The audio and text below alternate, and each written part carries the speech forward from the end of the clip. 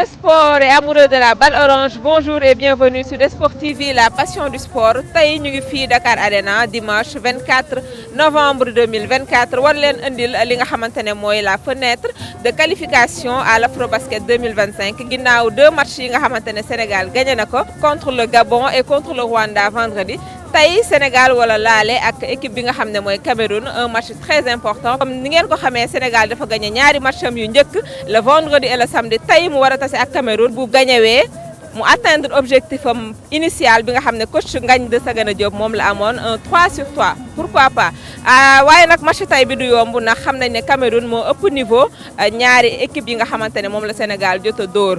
léegi nag dañuy dem ci biir salle bi wan leen match bi wan leen la réaction des joueurs la réaction des coachs des supporters et pourquoi pas des techniciens yi nga xam te ñu ngi ci biir dañuy dem seetaani match bi dellu ci lépp fii lay xewee ci Sport TV la passion du sport.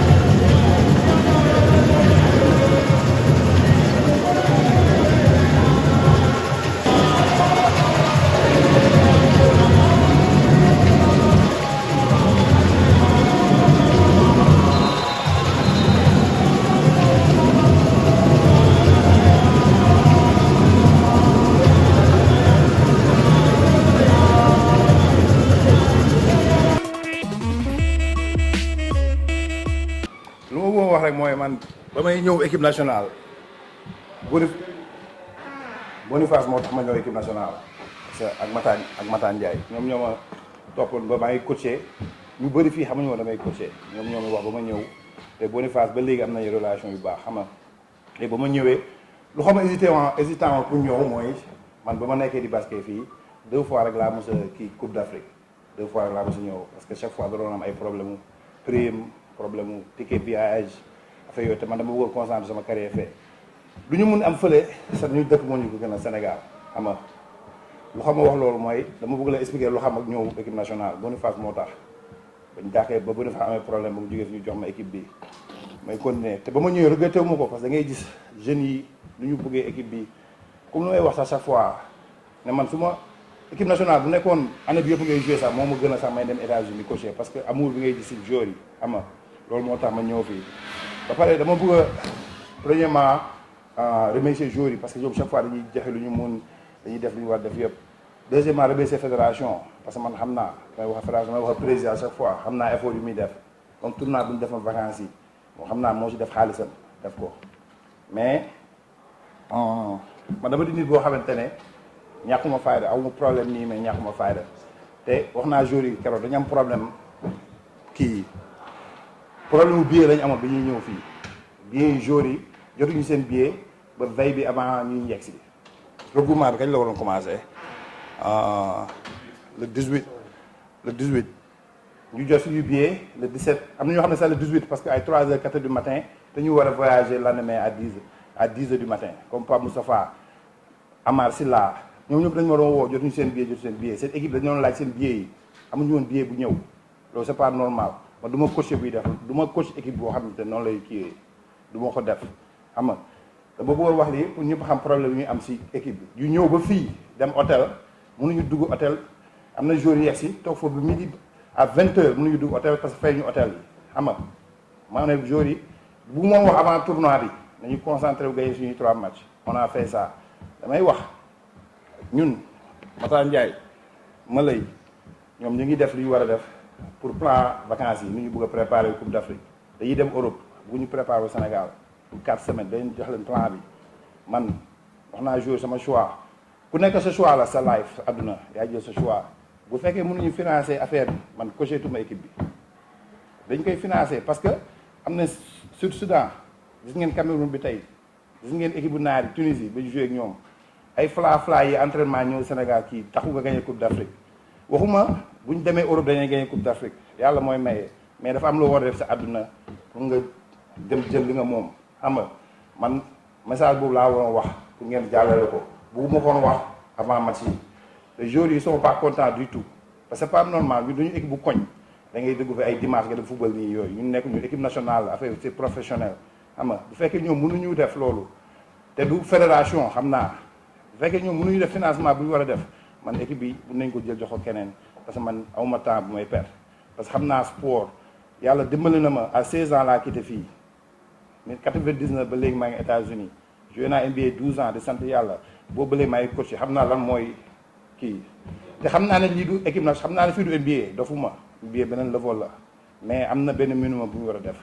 man ñàkkuma fayda dañ may yeb may dem hôtel ñu may xaaloo ba 20h ñàkkuma fayda di jël sama billet ay 4h du matin war a voyager next day xam nga loolu laa bëggoon wax Amadou bii mi ngi nii dañu defoon plan mag moom dañu waroon voyager même vol pour ñëw pour ñu liggéey ci avion bi mais moom man New York heureusement New York laa dëkk New York laa jógee directement ñëw moom Chicago la ñu ko jëlee jaarale ko Atlanta jaarale ko Paris pour mu soog Dakar c'est pas normal xam nga affaire bi foo mu jaar yoon man bu jaaru yoon équipe mun naa ko teg nii parce que man lu ma leen wax chaque fois j'ai jamais été un demandeur bëgguma woon sax ñëw mais ba ma ñëwee regretté wu ma ko parce que gis naa passion bi te si dëkk rek nga am te gis naa joueur duñ bëggee équipe bi mais il faut ñu def le minimum pour ñun.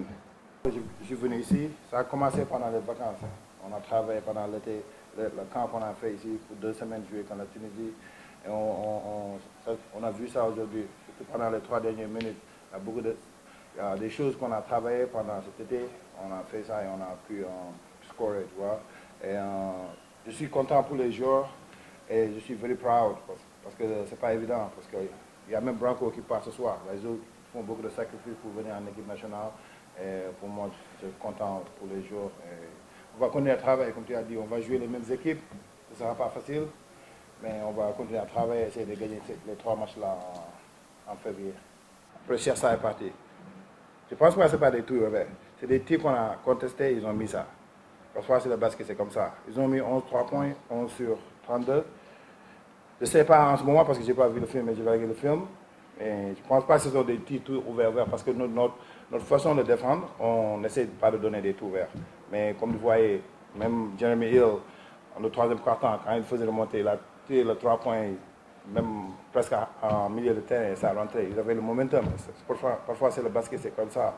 C'est ce que je dis que je suis vraiment content des jeunes parce qu'ils n'ont pas laissé. On a continué à jouer. On nous menait de 5 points à 3 minutes. Et on voyait le momentum, il partait sur le côté. Et on a continué à travailler et défendre bien pour gagner le match. Une fois finale au Nigeria, on a parlé de ça, on voulait les battre. Et c'est une bonne équipe, hein, le Cameroun, une très bonne équipe parce qu'ils ont battu, pendant les Tritikio, ils ont battu le Brésil. Le Brésil, c'est une grande nation de basket. Voilà, je savais que ce n'était pas un match facile, mais comme j'ai continué de le dire, les jeunes travaillent depuis les vacances, ils sont là et on a pu voir les résultats. Est-ce que c'est un but particulier? Un match de l'Orange, vous êtes venu pour... Ouais, on voulait gagner tous les 3 matchs, tu vois. On savait qu'on jouait contre le Rwanda, Gabon et Cameroun, mais on savait que le Cameroun, c'était l'équipe qu'il fallait battre. Le Gabon, j'ai jamais entendu Gabon basket, mais avec du respect, tu vois. Mais on savait qu'on pouvait gagner ce match. Et le Rwanda, on sait qu'ils ont un très bon coach comme Chersar, que je respecte beaucoup, mais on a pu les battre. Et aujourd'hui, le Cameroun, très bonne équipe. On s'est battu pour gagner le match. Okay. I think we're running out of time. Unfortunately, I'm sorry. Can carry on after this. On est content tout d'abord. Vraiment content, c'était un match très difficile dès le début. On a su surmonter l'adversité, on a fait un bon défense, on a fait le troisième carton, le quatrième carton. Et on a réussi à mettre les tirs en ligne à carton. Et vous venez de 18 points, mais vous êtes rattrapé par le carton. Qu'est-ce qui s'est passé? Bah, c'est un match de basket, il y a des moments forts et moments bas, tu vois, ils ont eu leurs moments forts. On est resté avec le match, le rythme et tout. Et voilà, on est revenu et on a gagné. Bah oui, hein, vraiment, l'objectif c'est de qualifier. On a fait carton plein. Maintenant, prochain objectif c'est fin de février pour gagner les 3 matchs. Bah, match bu metti woon la vraiment yombul depuis le début match bi dañoo xeex du début à la fin mais après fexe nañ ba lijjanti ko trouver suñu rythme gagné match bi. Bah comme ni ma ko waxee rek match basket la ah da ngay am sa moment am da ngay dugal moment am da doo dugal ñoom tamit dañu newoon seen moment di dugal xam nga donc dañuy rester ak rythme match bi rek xeex défense tu vois attaque. waaw loolu objectif bi loolu la woon gagné ñetti match yi c'est du Sénégal def nañ ko léegi mooy focus rek fenêtre février bi jéem a gagné à 3 matchs yi incha allah. Bah, tout d'abord, on remercie le public parce que c'est pas évident qu'on joue chez nous et il y a ce public-là. Donc ils nous ont supportés du début à la fin et ça nous rend beaucoup plus courageux pour aller chercher la victoire. Oui, parce que vous tous, vous savez qu'on avait perdu contre eux pour les qualifications de pré-olympique, on avait perdu contre eux et on n'avait pas digéré cette défaite-là. Donc ce match-là, on l'avait pris vraiment au corps. Ouais. Bah, moi, je pense que c'est le fruit de long travail et tout. Donc il faut qu'on continue à bosser et à respecter les consignes du coach et jouer pour l'équipe et continuer à pousser et défendre mieux pour mieux gagner. Ouais. Bah, nous, on part pour gagner tous nos 3 matchs.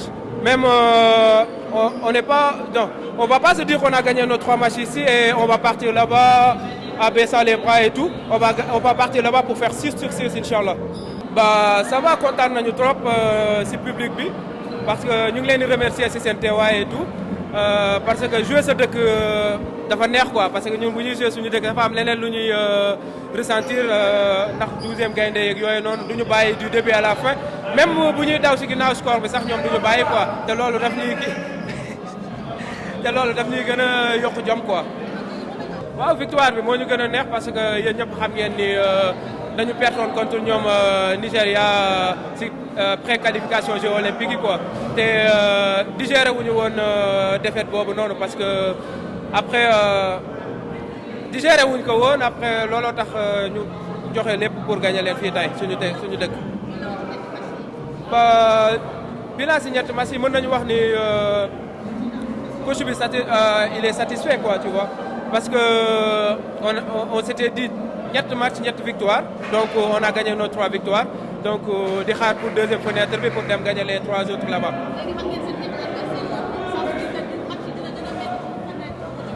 Ba match yi metti mu bañ a metti yëpp ñun dañuy dem pour gagner ñett yi quoi dañuy dem pour gagner ñett yi te yaakaar naa ni équipe bi ñu am équipe bu doon ñëpp presque bëriwul mag quoi donc bu ñu demee bu ñu défendre rek après bon mën nañu gagner suñu 3 matchs yëpp merci.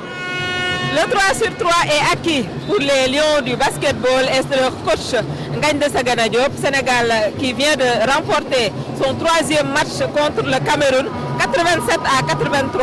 Un match important, Sénégal gagné ko difficilement quand même, il faut le dire. Match bu metti woon serré jusqu'à la fin, les Lions ont sorti les griffes et se sont imposés. Gis ngeen aussi les réactions des joueurs, mais le plus important gis ngeen ko mooy la réaction du coach à la fin, la fausse note de cette fenêtre. D'espérer que le ministère des Sports dina jël les devants pour que pareille situation ne se reproduise plus. Dinañ jox rendez-vous chers téléspectateurs beneen yoon ci yeneen actualité basketball.